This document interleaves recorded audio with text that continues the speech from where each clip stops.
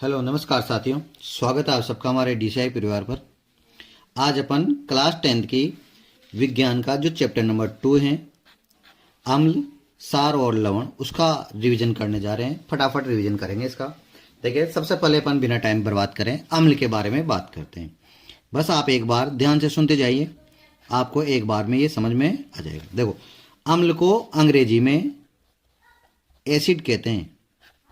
अम्ल को अंग्रेजी में क्या कहते हैं? एसिड कहते हैं। और ये एसिड शब्द है ना, जो लैटिन भाषा के एक शब्द एसिडस से बना है। एसिडस से बना है, जिसका अर्थ होता है खट्टा। जिसका अर्थ क्या होता है? खट्टा। इसका मतलब ये हुआ कि अम्ल कैसे होते हैं? स्वाद में खट्टे होते हैं। तो देखो, अम्ल के बारे में अपन बात कर रहे हैं। तो पहली लाइन तो अपन क्या लिख सकते हैं? अम्ल स्वाद में खट्टे होते हैं। फिर देखो दूसरी, अगर अम्ल के जलीय विलयन में अम्ल को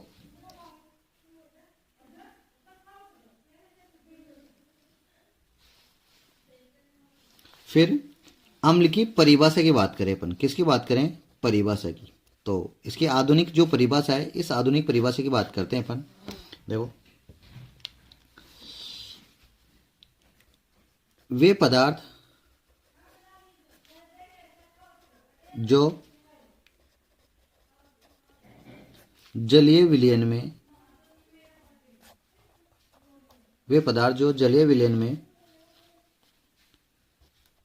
H+ आयन, अर्थात अपन यूं कहेंगे हाइड्रोजन आयन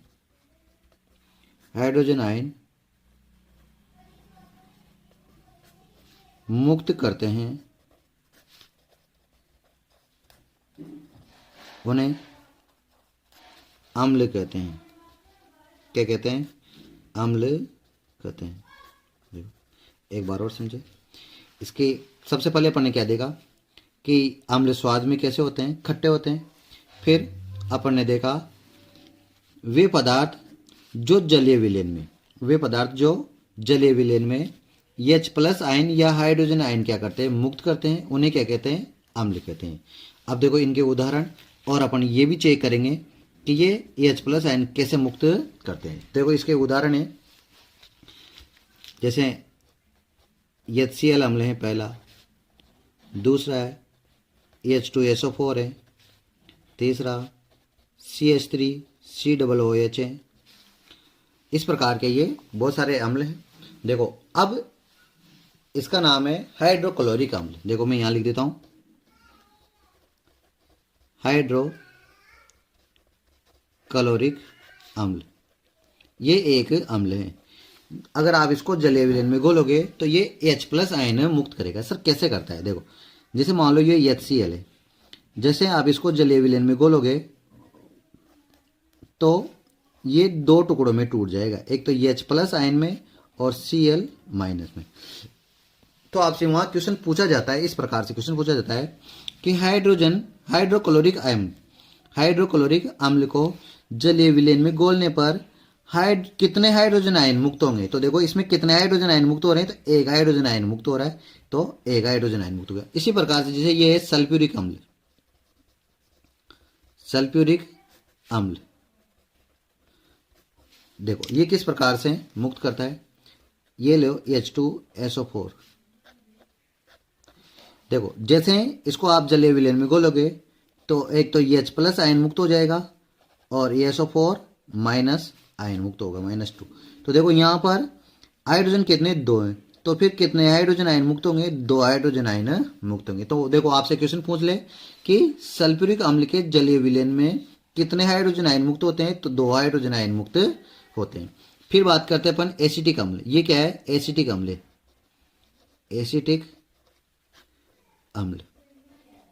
क्या है? ये एसिटिक अम्ल। देखो ये किस प्रकार से करता है? CH3COOH।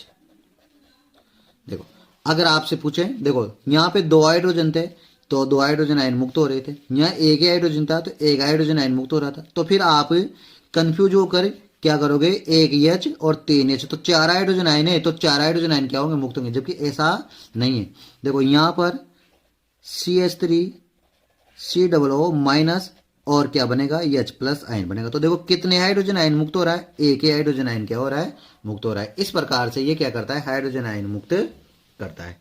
अब इसके बाद में देखो हाइड्रोजन आयन, देखो ध्यान दें, वे पदार्थ जो जलीय विलयन में हाइड्रोजन आयन मुक्त करते हैं तो उन्हें क्या कह रहे हैं अपन, अम्ल कह रहे हैं। तो हाइड्रोजन आयन के मुक्त होने के आधार पर अम्ल को 2 भागों में बांटा गया है। अम्ल को कितने भागों में बांटा गया है बेटा, 2 भागों में। किसके आधार पर, H प्लस आयन के आधार पर, H प्लस आयन के आधार पर, H प्लस आयन के आधार पर अम्ल को अपन कितने भागों में बांट सकते हैं, 2 भागों में बांट सकते हैं। ध्यान से देखें आप, पहला है प्रबल अम्ल और दूसरा है दुर्बल अम्ल। अब सबसे पहली बात तो ये आएगी कि सर प्रबल अम्ल किसे कहते हैं और दुर्बल अम्ल किसे कहते हैं। तो बहुत आसान है, आप समझे। देखो प्रबल अम्ल वे अम्ल जो जलीय विलयन में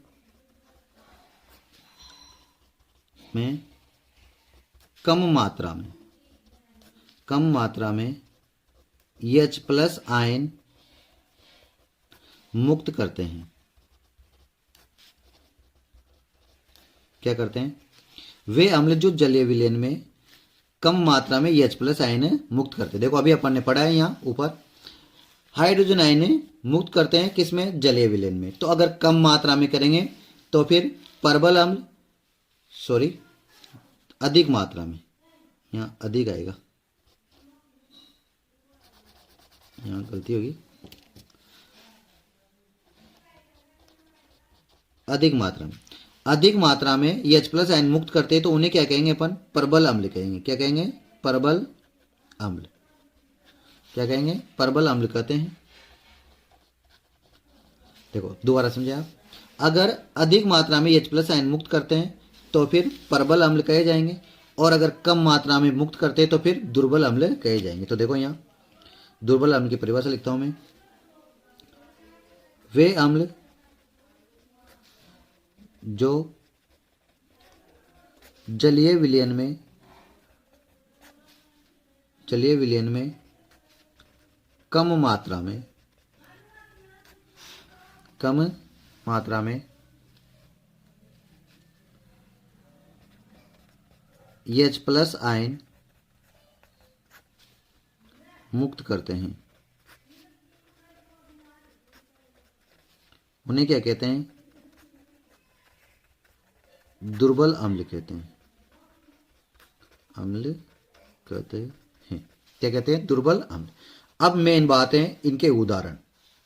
सबसे मेन बात क्या है, इनके उदाहरण। तो इनके उदाहरण कैसे याद रखोगे आप, देखो इनके उदाहरण याद रखना बहुत आसान है, मैं आपको सिखाता हूं। देखो प्रबल अम्ल के उदाहरण, देखो सबसे पहले तो आपने प्रबल अम्ल और दुर्बल अम्ल के परिभाषा देख ली। अधिक मात्रा में, यहाँ अधिक है, थोड़ा देख लेना, अधिक मात्रा में H प्लस आयन मुक्त करते हैं तो प्रबल अम्ल, और कम मात्रा में H प्लस आयन मुक्त करते हैं तो दुर्बल अम्ल। अब देखो उदाहरण की बात करते हैं अपन, तो इसमें उदाहरण एक शब्द याद रखें आप, हंसना। हंसना क्या होता है, प्रबल। अपने स्वास्थ्य के लिए हंसना क्या होता है, प्रबल होता है। तो एक शब्द याद रखें बस, हंसना। तो हंसना से 3 वर्ड आए, तो देखो हर्ष है हाइड्रोक्लोरिक अम्ल। हर्ष से क्या बन जाएगा, हाइड्रोक्लोरिक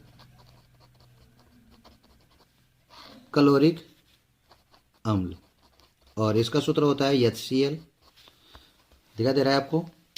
फिर दूसरा है स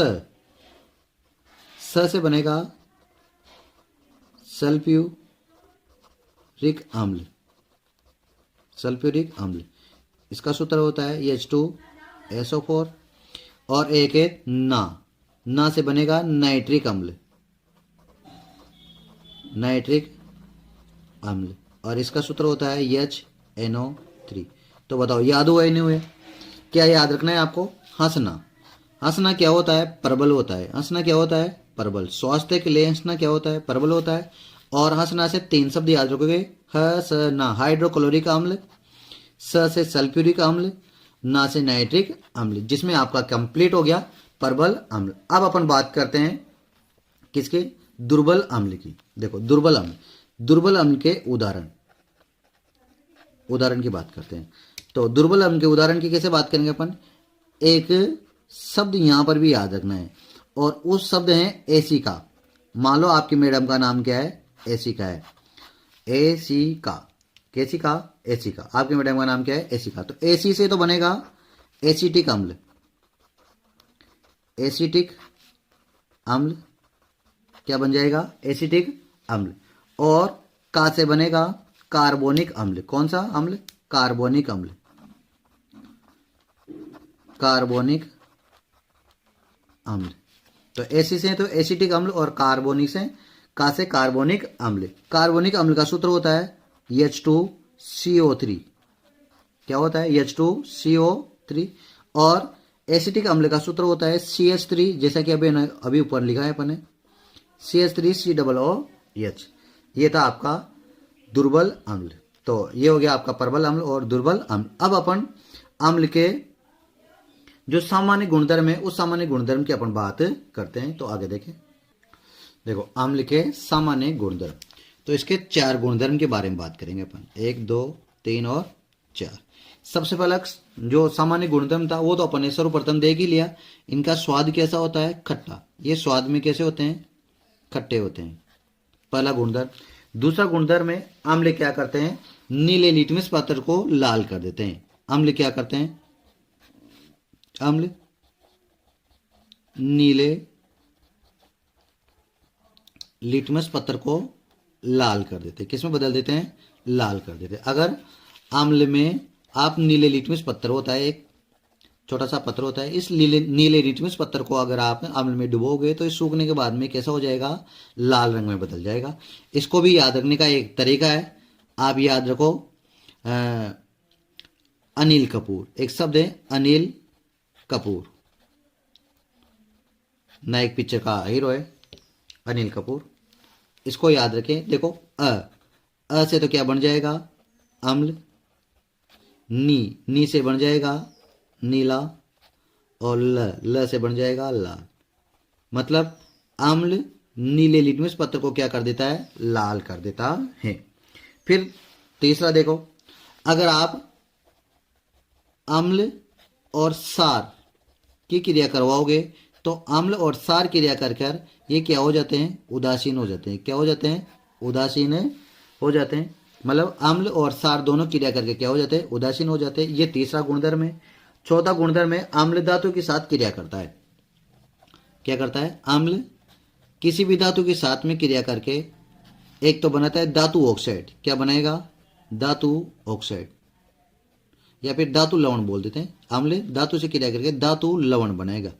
एक तो बनाएगा धातु लवण, और हाइड्रोजन गैस क्या होती है? मुक्त होती है। जैसे मान लो अपन कोई भी एक अम्ल लेते हैं H2SO4 और इसकी क्रिया करवा देते हैं जिंक से, तो यहाँ पर जिंक सल्फेट बनेगा और हाइड्रोजन गैस क्या हो जाएगी?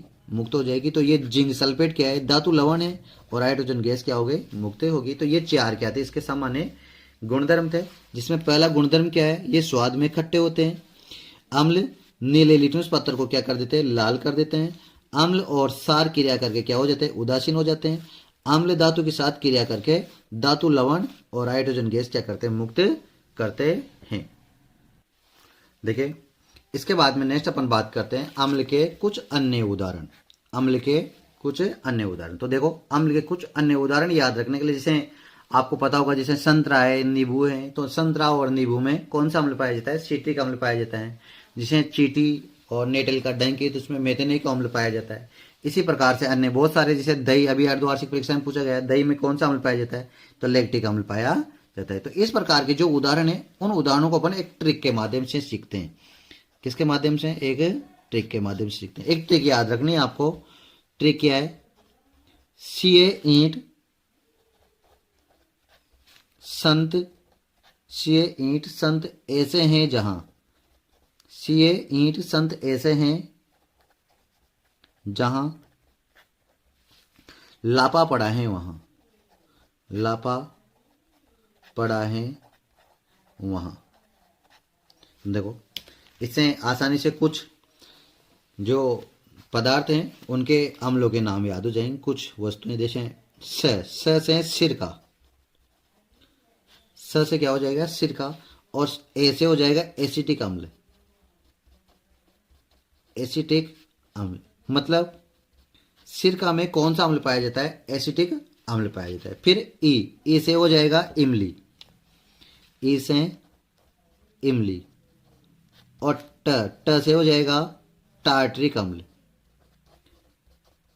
टार्ट्रिक अम्ल मतलब इमली में कौन सा अम्ल पाया जाता है, टार्ट्रिक अम्ल पाया जाता है। फिर देखो दो शब्द हैं संत ऐसे, तो संत से तो हो जाएगा संतरा, और ऐसे से हो जाएगा एस्कॉर्बिक अम्ल।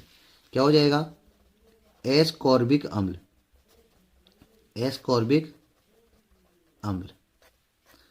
फिर इसके बाद में एक शब्द दिखाई दे रहा है जहां, ये साइलेंट है, जहां, तो जहां से बनेगा ज से तो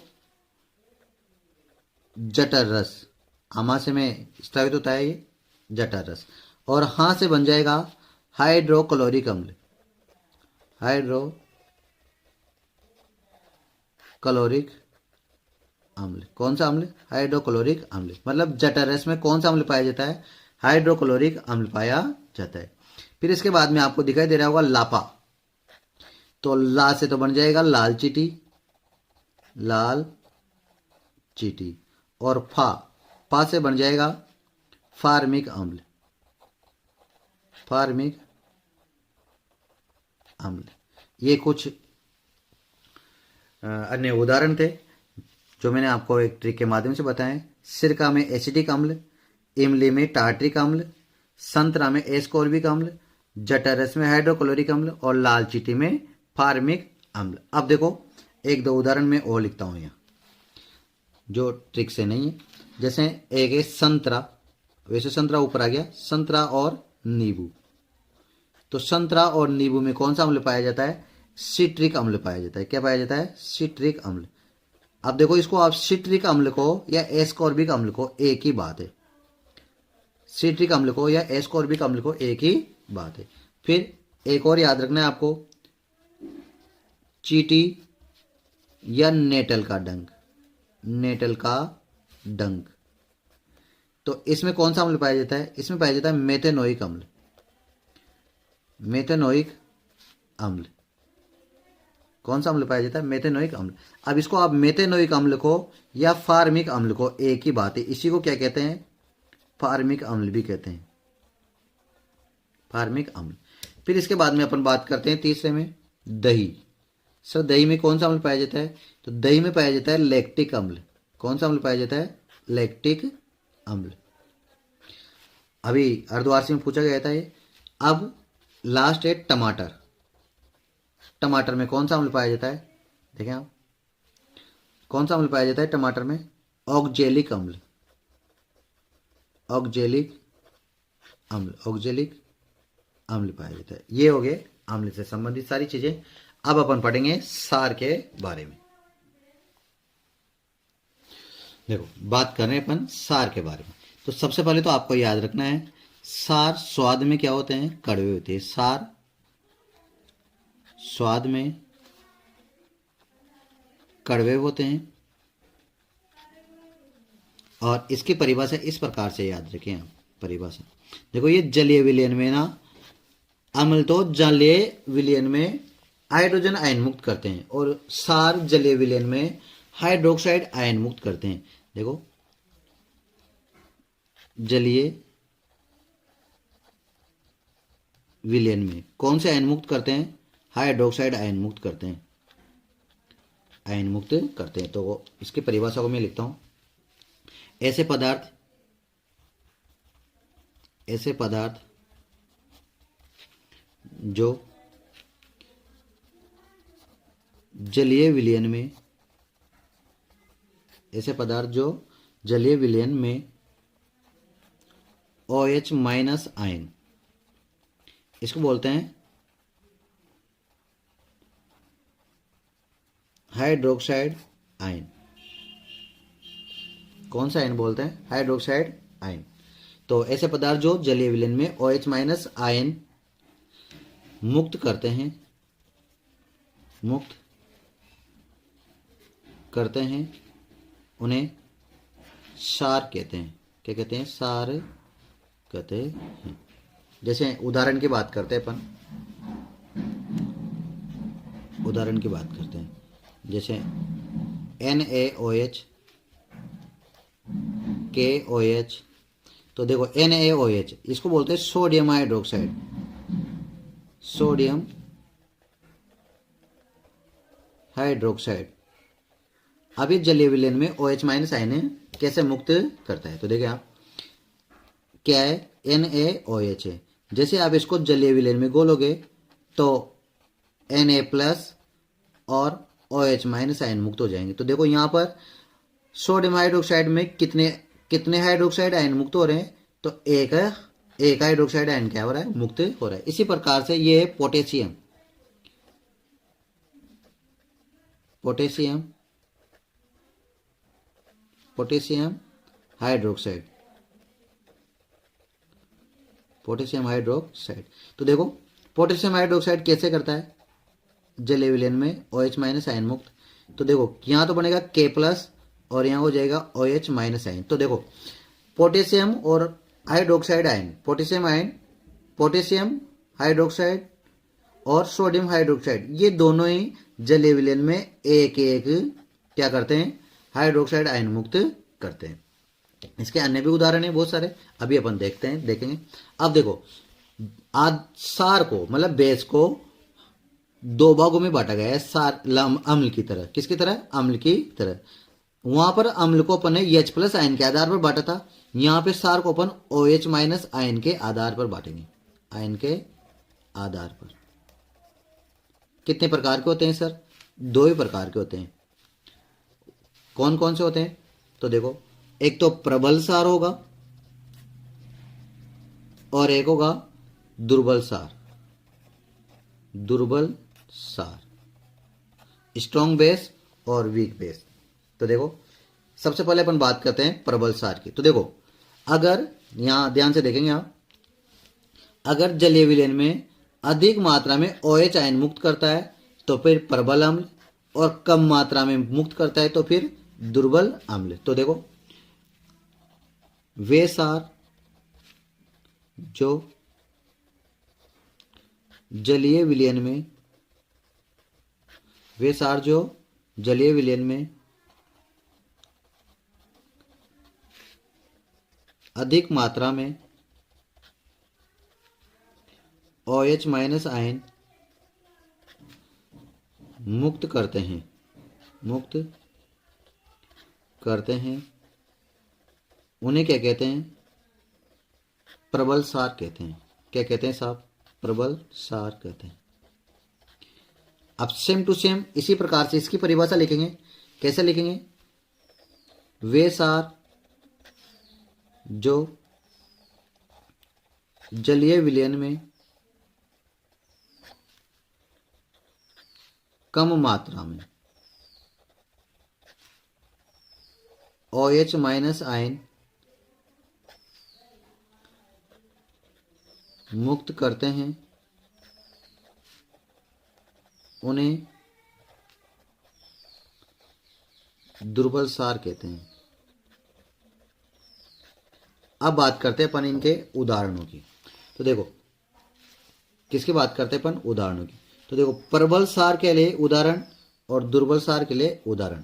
एक एक ट्रिक याद रखें आप। देखो अभी क्या चल रहे हैं? सर्दी के दिन चल रहे हैं, और सर्दी के दिनों में नाक क्या होता है? प्रबल होता है। सर्दी के दिनों में नाक क्या होता है? प्रबल। क्या होता है? प्रबल। तो एक शब्द याद रखना है आपको, नाक। सर्दी के दिनों में नाक क्या होता है?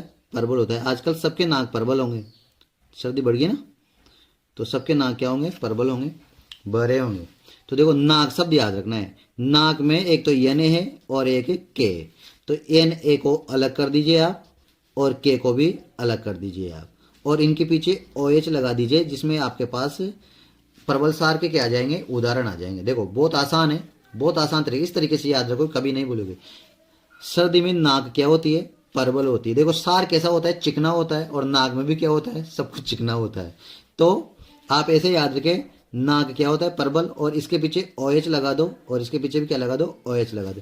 तो आपके पास दो प्रबल सार निकल कर आ जाएंगे। एक तो है सोडियम हाइड्रोक्साइड, जिसका नाम क्या है, सोडियम हाइड्रोक्साइड, और एक सार है आपके पास पोटेशियम हाइड्रोक्साइड, पोटेशियम हाइड्रोक्साइड, ये तो हो गया प्रबल सार के उदाहरण। अब अपन बात करते हैं दुर्बल सार के उदाहरण। किसकी बात करते हैं, दुर्बल सार के उदाहरणों की बात करते हैं। तो यहां याद रखें, महंगी है कैल्शियम, महंगी है कैल्शियम, क्या याद रखना है, महंगी है कैल्शियम।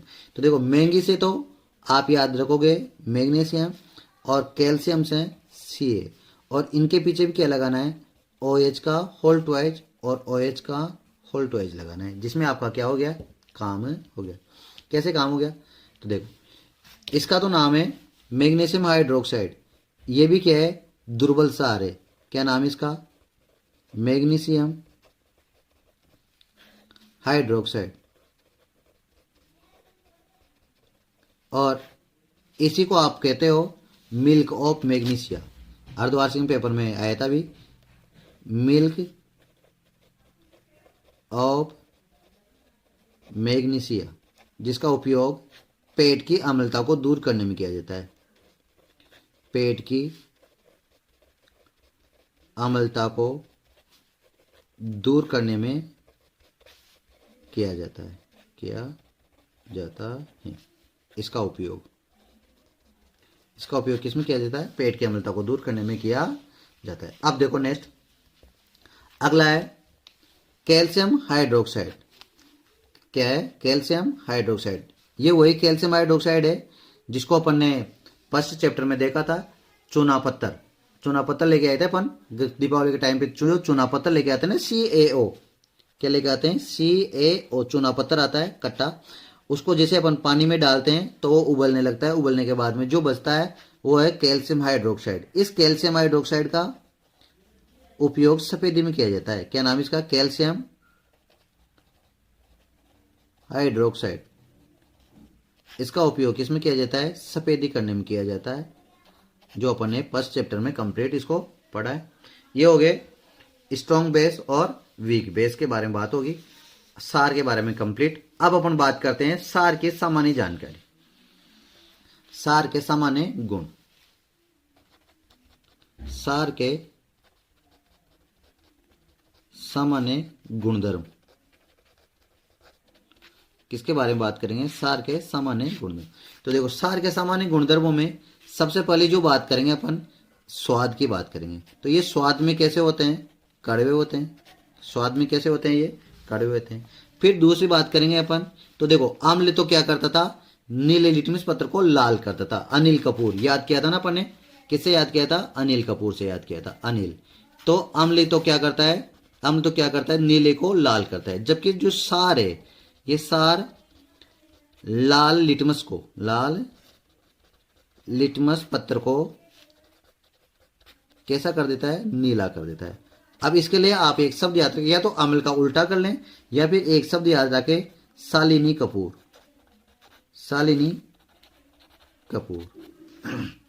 देखो सा से शार हो जाएगा, ली से लाल हो जाएगा, और नी से नीला हो जाएगा। मतलब सार लाल लिटमस को क्या कर देता है, नीला कर देता है। फिर इसके बाद में तीसरा, अब जिस प्रकार से अम्ल सार से क्रिया करके उदासीन हो जाता था, उसी प्रकार से सार भी अम्ल से क्रिया करके क्या हो जाता है, उदासीन हो जाता है। क्या हो जाता है, उदासीन हो जाता है। तो सार भी अम्ल के साथ क्रिया करके क्या हो जाता है, उदासीन हो जाता है। ठीक है, ये थे 3। फिर चौथा देखो, एक और सामान्य गुण याद रख सकते हो, सार का जो स्पर्श होता है वो चिकना होता है। सार का स्पर्श कैसा होता है, चिकना होता है, साबुन जैसा। साबुन जैसा। ये थे सार के बारे में कंप्लीट जानकारी। इसके बाद में अपन पढ़ेंगे लवण। देखो अपन बात करने वाले हैं लवण की। तो देखो लवण क्या है। लवण वैसे तो एक उदासीनी अभिक्रिया के द्वारा बनता है। लवण को किसके द्वारा बनाया जाता है? उदासीनीकरण अभिक्रिया द्वारा प्राप्त किया जाता है। अभिक्रिया द्वारा प्राप्त किया जाता है। सर कैसे? देखो इसकी परिभाषा इस प्रकार से अपन लिख सकते हैं। अम्ल व सार, अम्ल व सार आपस में क्रिया करके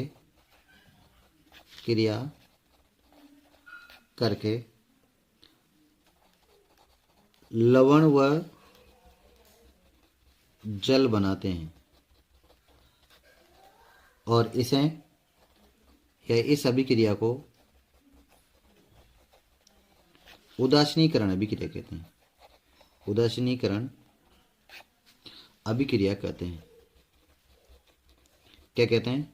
उदासीनीकरण अभिक्रिया कहते हैं। सर कैसे?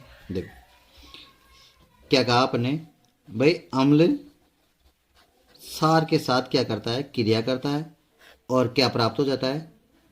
एक तो होता है लवण और प्राप्त होता है जल। क्या प्राप्त होता है? जल। जल प्राप्त होता है। देखो सबसे पहले अपन अम्ल लेते हैं। एक अम्ल ले लेते हैं, मान लो ये HCl अम्ल है और एक सार ले लेते हैं NaOH। तो ये आपस में क्रिया कर कर ये OH और ये H आपस में क्रिया कर कर तो जल बनाएंगे और Cl और Na आपस में क्रिया कर कर एक लवण बनाएंगे NaCl, जिसे अपन कहते हैं सोडियम क्लोराइड। सोडियम क्लोराइड जिसको अपन खाने का नमक भी कहते हैं। क्या कहते हैं? खाने का नमक, सोडियम क्लोराइड। और इसको तो आप जानते ही हो, ये क्या है? हाइड्रोक्लोरिक अम्ल है। हाइड्रोक्लोरिक अम्ल। और ये है सोडियम हाइड्रोक्साइड। Sodium hydroxide. अब देखो यहां तक तो हुई लवण के बारे में बात। लवण किसे कहते हैं? अम्ल और सार आपस में क्रिया करके जल और लवण बनाते हैं, उसे अपन क्या कहते हैं? लवण कहते हैं। और ये किसके द्वारा? उदासीनीकरण अभिक्रिया के द्वारा प्राप्त होता है। जैसे हाइड्रोक्लोरिक अम्ल की क्रिया अपन ने सोडियम हाइड्रोक्साइड के साथ करवाए तो जल तो बाहर हो गया और NaCl मतलब सोडियम क्लोराइड आपको प्राप्त हुआ, जिसको अपन खाने का नमक भी कहते हैं। क्या कहते हैं? खाने का नमक। जो अपन सब्जी में डाल के नमक खाते हैं, ये वही नमक है, NaCl। अब देखो अम्ल और सार की प्रबलता के आधार पर लवण 4 प्रकार का होता है। कितने प्रकार का होता है? 4 प्रकार का। किसके आधार पर? लवण के प्रकार की बात करेंगे। लेकिन लवण के प्रकार की किसके बारे में बात करेंगे? अम्ल और सार की प्रबलता के आधार पर। अम्ल व सार की प्रबलता के आधार पर। प्रबलता के आधार पर अम्ल और सार की प्रबलता के आधार पर लवण कितने प्रकार का होता है? 4 प्रकार का होता है। सर 4 प्रकार का कौन कौन सा होता है हमें बताओ। तो इधर देखो आप, पहला प्रकार है उदासीन लवण। उदासीन लवण अम्ल और सार की प्रबलता के आधार पर 3 प्रकार के लवण होते हैं। पहला प्रकार है उदासीन लवण, दूसरा है सारीय लवण और तीसरा प्रकार है अम्लीय लवण। अम्लीय लवण देखो कैसे प्राप्त होगा। आपको पता है अम्ल कैसे प्राप्त होता है? लवण कैसे प्राप्त होता है? अम्ल और जब सार क्रिया करता है तो क्या प्राप्त होता है? लवण प्राप्त होता है। लेकिन अगर मान लो जो ये अम्ल है और ये सार है, अगर ये दोनों ही प्रबल हैं, दोनों ही क्या है? प्रबल हैं। ये भी प्रबल अम्ल है और ये भी क्या है? प्रबल अम्ल है। तो फिर आपको इधर जो लवण प्राप्त होगा वो कैसा प्राप्त होगा? उदासीन लवण प्राप्त होगा। कैसा प्राप्त होगा? उदासीन लवण और जल।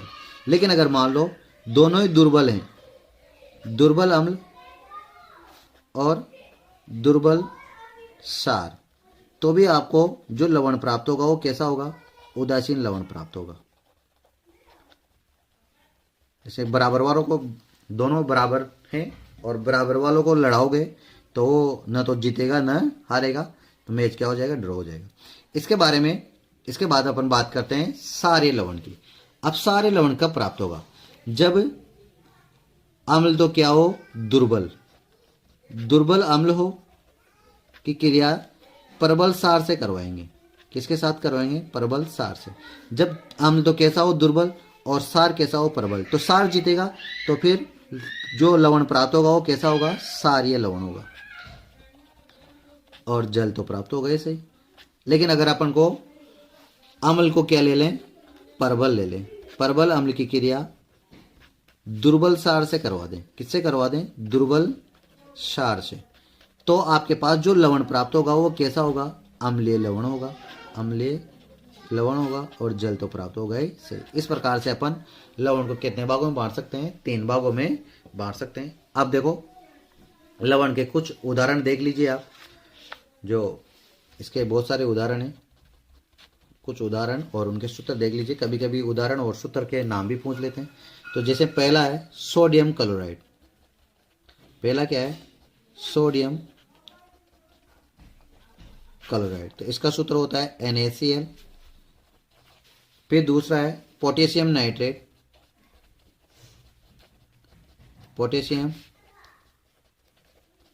नाइट्रेट, तो इसका सूत्र होता है KNO3। सूत्र याद रखिएगा, इनको सूत्र को डायरेक्ट पूछ लिया जाता है। फिर है एल्यूमिनियम, एल्यूमिनियम क्लोराइड, इसका सूत्र होता है AlCl3। चौथा है जिंक सल्फेट, इसका सूत्र होता है ZnSO4। पांचवा है copper sulphate, copper sulphate CuSO4, इसका सूत्र होता है। फिर अगला है सोडियम एसीटेट, ये भी इंपॉर्टेंट है, सोडियम एसीटेट, इसका सूत्र होता है CH3COO Na। अगला है सोडियम कार्बोनेट, सोडियम कार्बोनेट, इसका सूत्र होता है Na2CO3। ये कुछ लवण के नाम थे जो आपको याद रखने। देखो इसके बाद अपन बात करते हैं पीएच स्केल की। किसकी बात करेंगे, पीएच स्केल। देखो पीएच स्केल क्या होता है, सबसे पहले अपन पीएच स्केल के बारे में समझते हैं। देखो पीएच स्केल क्या है, एक ऐसा स्केल है जो हाइड्रोजन आयन की सांद्रता को मापता है। हाइड्रोजन आयन की सांद्रता को क्या करता है, मापता है, हाइड्रोजन आयन की सांद्रता को बताता है, उसे अपन क्या कहते हैं, पीएच स्केल कहते हैं। देखो पीएच स्केल में पी का और एच का क्या अर्थ है। पीएच स्केल में पी का अर्थ है पावर ऑफ, पावर, जिसका अर्थ होता है शक्ति, और एच का अर्थ है हाइड्रोजन, हाइड्रोजन, जिसका अर्थ है हाइड्रोजन आयन, H+ आयन। मतलब पीएच स्केल क्या है, एक ऐसा स्केल है जो हाइड्रोजन आयन की सांद्रता को, उसकी शक्ति को बताता है, उसे अपन क्या कहते हैं, पीएच स्केल कहते हैं। मतलब अपन यूं कह सकते हैं पीएच स्केल को फुल फॉर्म के रूप में, पीएच स्केल क्या है, पावर ऑफ हाइड्रोजन आयन है, पावर ऑफ हाइड्रोजन आयन है। तो देखें आप, फिर इसके बाद में बात करते हैं पीएच स्केल की। देखो पीएच स्केल 0 से लेकर 14 तक होता है। कहाँ से कहाँ तक होता है, 0 से 14 तक होता है, यहाँ 7 मार्क। तो पीएच स्केल में क्या होता है, अगर 7 से 0 की तरफ आएंगे तो अम्लता बढ़ती है, अम्लता बढ़ती है, और 7 से 0 की तरफ आएंगे तो H+ आयन भी बढ़ते हैं। H+ आयन की सांद्रता भी क्या होती है, बढ़ती है, H+ आयन की सांद्रता भी बढ़ती है। फिर अगर अपन 7 से 14 की तरफ चलते हैं तो क्षारीयता बढ़ती है, क्षारीयता बढ़ती है, और H+ आयन की सांद्रता कम होती है, H+ आयन की सांद्रता कम होती हैं, लेकिन OH माइनस आयन की सांद्रता बढ़ती है। OH माइनस आयन की सांद्रता क्या होती है? बढ़ती है। अब देखो ध्यान से, अभी इसके नोट्स के रूप में भी समझाएंगे आपको। देखिए अब देखो अपन ने क्या देखा, पीएच स्केल अगर 7 से बड़ा है और पीएच का मान अगर 7 के बराबर है, किसके बराबर है? 7 के, और पीएच का मान अगर 7 से छोटा है तो क्या होगा? ऐसा क्वेश्चन पूछा जाता है। अगर पीएच का मान 7 से बड़ा है तो विलयन कैसा होगा? सर सारीय होगा। देखो 7 से बड़ा है, तो 7 से बड़ा इधर जाएगा तो विलयन कैसा हो जाएगा? सारीय। अगर 7 के बराबर है तो आपका विलयन कैसा होगा? उदासीन होगा। और अगर 7 से छोटा है तो विलयन कैसा होगा?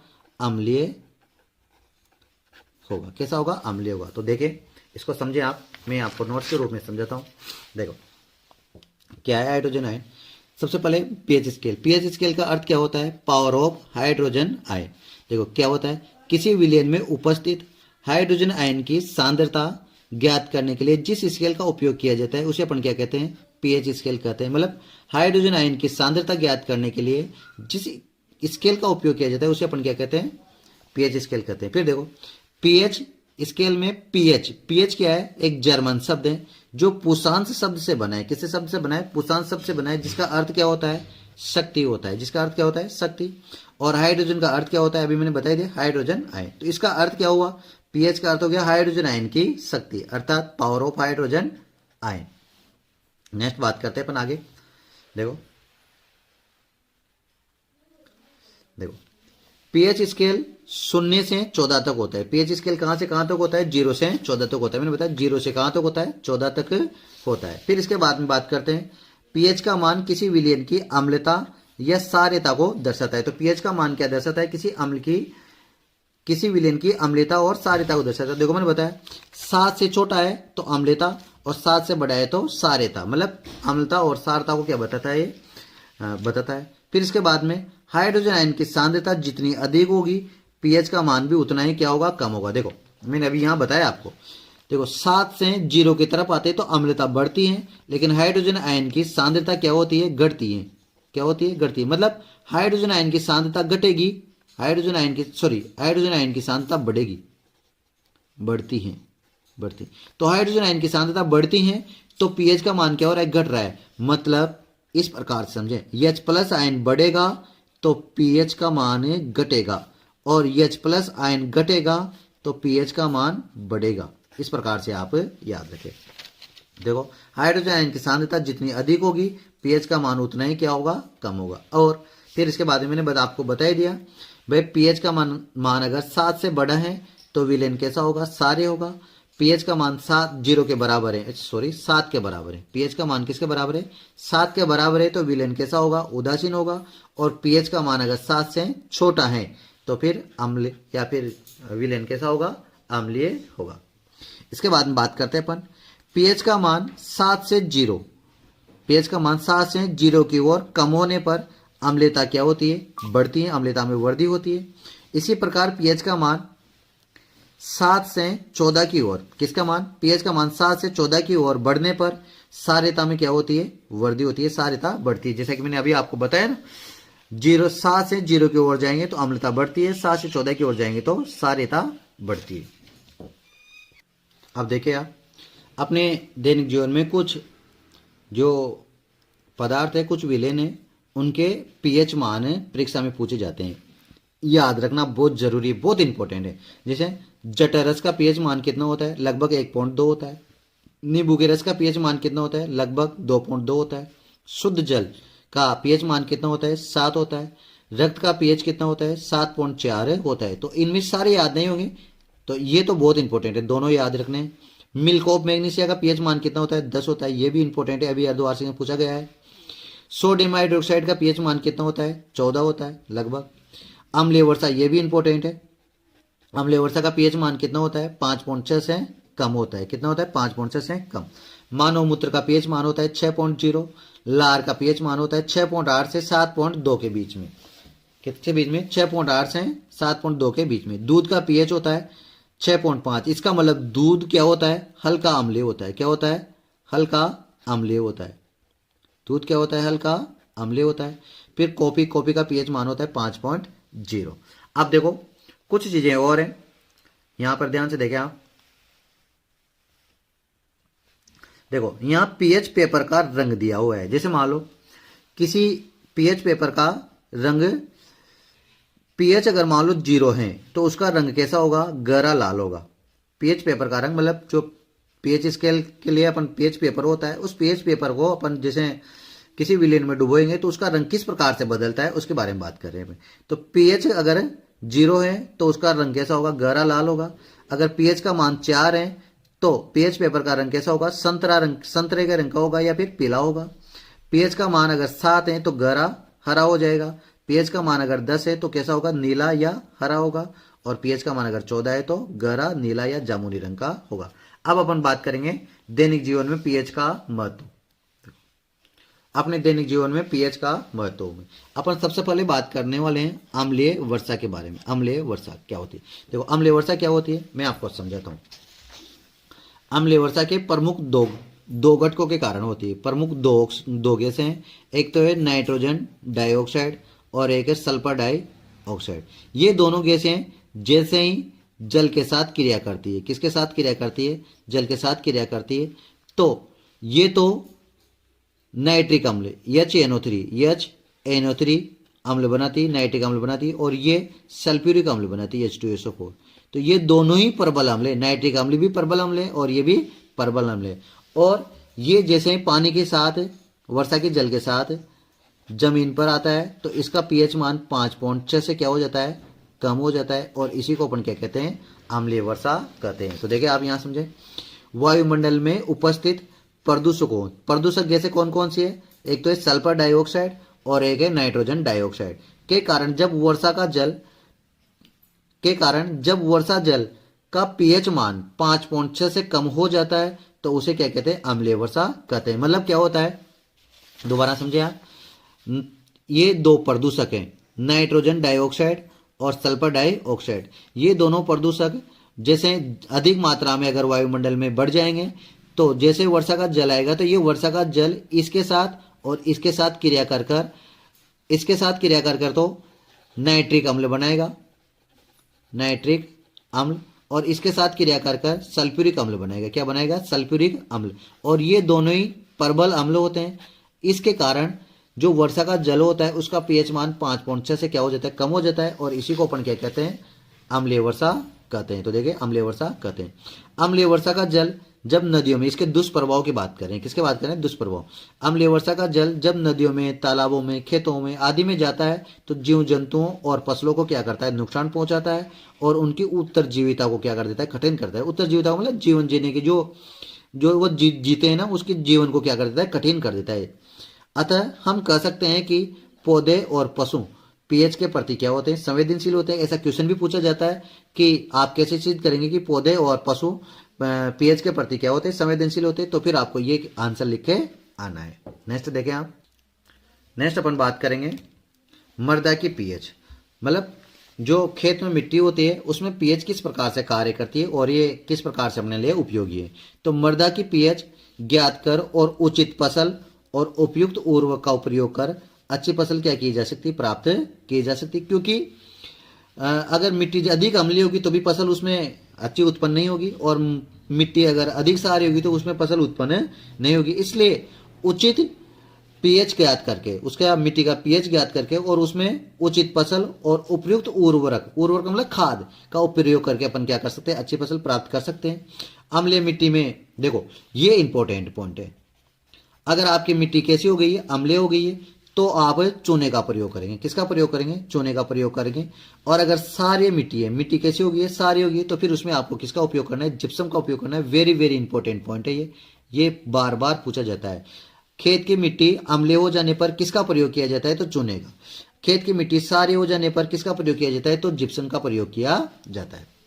इसके बाद में अपन बात करते हैं हमारे पाचन तंत्र पर पीएच का क्या प्रभाव पड़ता है, या उदर में, अम्लता में या अपच में क्या प्रभाव पड़ता है। देखो हम जानते हैं कि हमारे उदर, यहां पर उदर है, हम जानते हैं कि हमारे उदर में HCl अम्ल उत्पन्न होता है। उदर में मतलब आमाशय में क्या होता है, HCl अम्ल उत्पन्न होता है। अतः अपच की स्थिति में मतलब खट्टी खट्टी डकार आने लग जाती है ना, अपच, एसिडिटी हो जाती है। एसिडिटी के समय HCl अम्ल, कौन सा अम्ल, HCl अम्ल अधिक मात्रा में क्या हो जाता है, बढ़ जाता है, अधिक मात्रा में स्त्राव होने लग जाता है, जिससे पेट में जलन और दर्द होने लगता है। जिसमें पेट में क्या होने लगता है, जलन और दर्द का अनुभव होने लगता है। और इसके उपचार के लिए अपन एंटीसीड का उपयोग करते हैं, जैसे इनो है, पेट दपा, रोग दपा वो आता है ना, उसका उपयोग करते हैं। दुर्बल सारकों का उपयोग किया जाता है, जिसमें से इंपॉर्टेंट है आपके लिए, बार बार पूछा जाता है कि पेट की अम्लता को दूर करने में किसका उपयोग किया जाता है, तो मिल्क ऑफ मैग्नीशिया का उपयोग किया जाता है। और इसका सूत्र होता है MgOH का होल टॉय। फिर नेक्स्ट है दंत से। नेक्स्ट क्या है, दंत से। देखो दंत से का मतलब दांत टूट जाना। जैसे मुंह में उपस्थित जीवाणु भोजन के कणों का अपघटन करके मुंह के पीएच के मान को क्या कर देते हैं, परिवर्तित कर देते हैं। देखो अगर अपन शाम को भोजन करके अपन सो जाते हैं और मुख में कीटाणु या फिर जो जीवाणु होते हैं, वो जीवाणु उन भोजन के कणों का क्या करते हैं, अपघटन करते हैं, और अपघटन करके वो सड़ने लगता है, और सड़ने के कारण मुंह का पीएच क्या हो जाता है, बढ़ जाता है। मुंह के पीएच का मान बढ़ जाता है। जैसे मुंह का पीएच क्या नाम है, मुंह का पीएच बढ़ जाता है तो दांतों में जो इनेमल होता है, दांतों का जो सबसे कठोरतम भाग है इनेमल, वो इनेमल मतलब मुंह का पीएच बढ़ने से क्या नाम है, अम्लता बढ़ जाती है, और अम्लता बढ़ने से इनेमल क्या हो जाता है, संसारित होने लगता है, और दांत क्या हो जाते हैं, टूट जाते हैं। इससे बचाव के लिए अपन क्या करते हैं, सारे दंत मंजन का प्रयोग करते हैं, और इससे दंत से को रोका जा सकता है। फिर देखो अपन बात करते हैं कीटों का डंक। कीटों का डंक आपको पता होगा, जैसे मधुमक्खी है, कीट हैं, नेटल का डंक है, आदि जैसे अपन डंक मारते हैं तो अपनी त्वचा पर ये एक प्रकार का अम्ल छोड़ देते हैं। अपनी त्वचा पर क्या छोड़ते हैं, अम्ल छोड़ते हैं, और ये अम्ल के कारण ही अपने को क्या लगती है, जलन और दर्द का महसूस होता है। इसलिए अपन इसके उपचार के लिए डंक मारे गए स्थान पर क्या करते हैं, दुर्बल सारकों का प्रयोग करते हैं, जिसे बेकिंग सोडा आदि का प्रयोग किया जाता है। अब देखो नेक्स्ट अपन पढ़ेंगे कुछ प्रमुख लवण और उनके उपयोग। यहां से भी क्वेश्चन पूछा जाता है, प्रमुख लवण और उपयोग। जैसे पहले नंबर पे बात करते हैं अपन साधारण नमक की। तो सबसे पहले तो आपको ये याद रखना है कि साधारण नमक का सूत्र क्या होता है, तो NaCl होता है। साधारण नमक का सूत्र क्या होता है, NaCl। देखो इसका रासायनिक नाम होता है सोडियम क्लोराइड, सूत्र है NaCl, और इसको प्रबल अम्ल HCl और दुर्बल प्रबल सार NaOH के संयोग से क्या किया जाता है, प्राप्त किया जाता है। जैसे कि मैंने आपको पहले भी बता दिया है, HCl और NaOH हाइड्रोक्लोरिक अम्ल और सोडियम हाइड्रोक्साइड की जैसे क्रिया करवाई जाती है तो आपको NaCl प्राप्त होता है, जिसको अपन साधारण नमक कहते हैं, और जल प्राप्त होता है। इसी को क्या कहते हैं, उदासीनीकरण अभिक्रिया कहते हैं। उदासीनीकरण अभिक्रिया, उदासीनीकरण अभिक्रिया के द्वारा क्या किया जाता है, इसको प्राप्त किया जाता है। अब इसके गुण क्या क्या है, साधारण नमक के क्या क्या गुण है। तो देखो साधारण नमक के क्या क्या गुण है। ये श्वेत रंग का ठोस पदार्थ होता है, इसका गलनांक क्या होता है, उच्च होता है, 1081 केल्विन के लगभग इसका क्या होता है, गलनांक होता है। और ये जल में क्या होता है, अत्यधिक घुलनशील होता है, जल में अत्यधिक विलेय होता है। नमक को आप थोड़े से 1 किलो नमक को आप थोड़े से पानी में घोल सकते हो। फिर इसका उपयोग क्या क्या है, तो इसका उपयोग भोजन में किया जाता है, खाद्य परिरक्षण में किया जाता है। आपने मार्केट का अचार देखा होगा, बहुत ज़्यादा खट्टा रहता है और खारा रहता है, तो उसमें अधिक नमक का उपयोग किया जाता है। और हिमीकरण, आपने कभी आइसक्रीम वगैरह खाई होगी गर्मी के दिनों में, तो वह सर्वप्रथम जब उसको चूसते हैं तो वो थोड़ी सी क्या लगती है, खारी लगती है। तो वो इसलिए लगती है क्योंकि उसमें क्या वो पड़ा होता है, नमक पड़ा होता है बर्फ में, उसकी वजह से। तो हिमीकरण में इसका उपयोग किया जाता है। फिर नेक्स्ट अपन बात करते हैं सोडियम हाइड्रोक्साइड की। किसकी बात करते हैं, सोडियम हाइड्रोक्साइड। देखो सोडियम हाइड्रोक्साइड, इसे सबसे पहले तो क्या कहते हैं, कास्टिक सोडा भी कहते हैं। क्या कहते हैं, कास्टिक सोडा।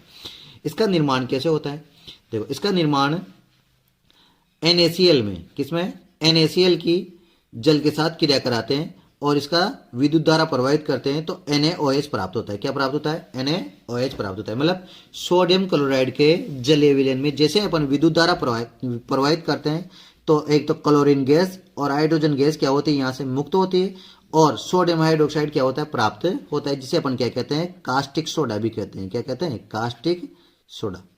ये प्राप्त होता है किसके, NaCl के जलीय विलयन में, सोडियम क्लोराइड साधारण नमक के जलीय विलयन में विद्युत धारा प्रवाहित करने से क्या प्राप्त होता है? कास्टिक सोडा, क्लोरीन और हाइड्रोजन।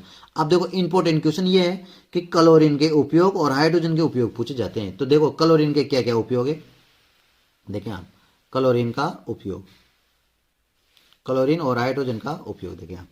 सबसे पहले तो क्लोरीन गैस के उपयोग, तो ये जल को स्वच्छ करने में काम आती है। क्या काम आती है? जल को स्वच्छ करने में।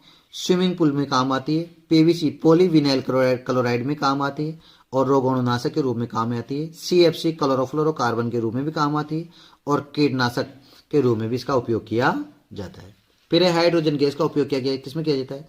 एक तो ईंधन के रूप में किया जाता है और खाद के लिए जो उर्वरक का उपयोग किया जाता है, तो खाद के लिए भी इसका उपयोग किया जाता है और एक मार्गरीन के रूप में इसका उपयोग किया जाता है। अमोनिया के रूप में भी उपयोग किया जाता है और ये एक ऐसी गैस है जो फटफट की दोनों के साथ में क्या होती है? जलती है। अब देखिए इसके उपयोग। NaOH कास्टिक सोडा के क्या क्या उपयोग है? तो साबुन, कागज और सिल्क उद्योग में इसका उपयोग किया जाता है और पेट्रोलियम के शोधन में भी इसका उपयोग किया जाता है। फिर अपन बात करते हैं विरंजक चूर्ण की। तीसरा नंबर है विरंजक चूर्ण का। तो इसका जो सामान्य सूत्र है CaOCl2 होता है और रासायनिक नाम कैल्शियम ऑक्सीक्लोराइड है। क्या नाम है? Calcium oxychloride. देखो इसको कैसे प्राप्त किया जाता है? जो शुष्क बुझा हुआ चूना है, बुझा हुआ चूना कौन सा है? याद है आपको? शुष्क बुझा हुआ चूना CaOOH का होल ट्वाइस, ये बुझा हुआ चूना है। उस पर क्लोरीन गैस प्रवाहित करने पर क्या प्राप्त होती है? अपन को विरंजक चूर्ण प्राप्त होती है। देखो CaOH का होल ट्वाइस, कैल्शियम हाइड्रोक्साइड में कौन सी गैस प्रवाहित की जाती है? क्लोरीन गैस प्रवाहित की जाती है। तो जल तो अलग हो जाता है और CaOCl2 प्राप्त होता है, कैल्शियम ऑक्सीक्लोराइड प्राप्त होता है, जिसको अपन क्या कहते हैं? कैल्शियम ऑक्सीक्लोराइड या विरंजक चूर्ण कहते हैं। अब देखो इसका उपयोग क्या है, इसके उपयोग की बात करते हैं। एक तो वस्त्र और कागज उद्योग में विरंजक के रूप में, मतलब वस्त्रों के और कागज के रंग उड़ाने में, विरंजक वाला रंग उड़ाने में क्या किया जाता है? काम किया जाता है। और विरंजक चूर्ण का उपयोग रोगाणुनाशक और ऑक्सीकारक के रूप में किया जाता है। पीने के पानी को जीवाणुओं से मुक्त करने में किया जाता है और प्रयोगशाला में अभिकर्मक के रूप में इसका उपयोग किया जाता है। फिर नेक्स्ट देखिए बेकिंग सोडा, NaHCO3। क्या नाम है? NaHCO3। इसका रासायनिक नाम होता है sodium hydrogen chloride carbonate, sodium hydrogen carbonate नाम होता है। और इसको कैसे प्राप्त किया जाता है? सोडियम क्लोराइड का उपयोग करके बेकिंग सोडा बनाया जाता है। जैसे सोडियम क्लोराइड मतलब साधारण नमक, जल, कार्बन डाइऑक्साइड और अमोनिया, इन सब का उपयोग करके क्या बनाया जाता है? NaHCO3 मतलब सोडियम कार्बोनेट का उपयोग बनाया जाता है। इसका उपयोग एंटीसीड के रूप में मतलब प्रति अम्ल के रूप में किया जाता है, अग्निशामक यंत्रों में किया जाता है और बेकिंग पाउडर के रूप में भी इसका उपयोग किया जाता है। फिर नेक्स्ट है दावन सोडा, दोने का सोडा। इसका सूत्र होता है Na2CO3.10H2O, सोडियम कार्बोनेट डेकाहाइड्रेट। क्या नाम है? Sodium carbonate decahydrate. इसको बेकिंग सोडा को गर्म किया जाता है। सबसे पहले बेकिंग सोडा को गर्म किया जाता है और सोडियम कार्बोनेट प्राप्त किया जाता है। सोडियम कार्बोनेट में पुनः क्रिस्टलीकरण किया जाता है। जो सोडियम कार्बोनेट प्राप्त होता है उसका पुनः क्या किया जाता है? क्रिस्टलीकरण किया जाता है। तो अपन को क्या प्राप्त होता है? दोने का सोडा प्राप्त होता है। सबसे पहले तो बेकिंग सोडा को क्या करेंगे? गर्म करेंगे। तो बेकिंग सोडा को गर्म करेंगे तो क्या प्राप्त होगा? Na2CO3। फिर इसका जल के साथ मतलब जल के 10 अणु मिलाएंगे तो आपके पास Na2CO3.10H2O मतलब सोडियम कार्बोनेट डेकाहाइड्रेट प्राप्त होगा, जिसे अपन क्या कहते हैं? दावन सोडा कहते हैं। इसका उपयोग किसमें किया जाता है? धुलाई में और सफाई में किया जाता है, कांच, साबुन और कागज उद्योग में किया जाता है, अपमार्जक के रूप में किया जाता है और जल की स्थायी कठोरता को दूर करने में इसका उपयोग किया जाता है। फिर देखो लास्ट बात करेंगे अपन plaster of Paris, POP, plaster of Paris. इसका सूत्र होता है CaSO4.12H2O, 1/2H2O। इसको कैल्शियम सल्फेट अर्धहाइड्रेट कहते हैं। और इसका निर्माण कैसे होता है? जिप्सम का सूत्र होता है CaSO4.2H2O को 373 केल्विन ताप पर क्या किया जाता है? गर्म किया जाता है। देखो CaSO4.2H2O ये क्या है? जिप्सम है। इस जिप्सम को 373 केल्विन ताप पर क्या किया जाता है, गर्म किया जाता है, तो अपने को पीओपी 1.5 अणु, जल के 1.5 अणु तो बाहर हो जाते हैं और CaSO4 0.5H2O पीओपी प्राप्त होता है, जिसका उपयोग टूटी हुई हड्डियों को जोड़ने में किया जाता है, अर्थात प्लास्टर चढ़ाने में किया जाता है, भवन निर्माण में इसका उपयोग किया जाता है और दंत चिकित्सा में भी इसका उपयोग किया जाता है और अग्निशय पदार्थ के रूप में भी इसका उपयोग किया जाता है। ये था आपका कंप्लीट चैप्टर। अगर आपको चैप्टर समझ में आया है तो वीडियो को लाइक, शेयर और सब्सक्राइब जरूर करें और तब तक के लिए धन्यवाद। तीसरा चैप्टर अपन नेक्स्ट क्लास में पढ़ने वाले हैं।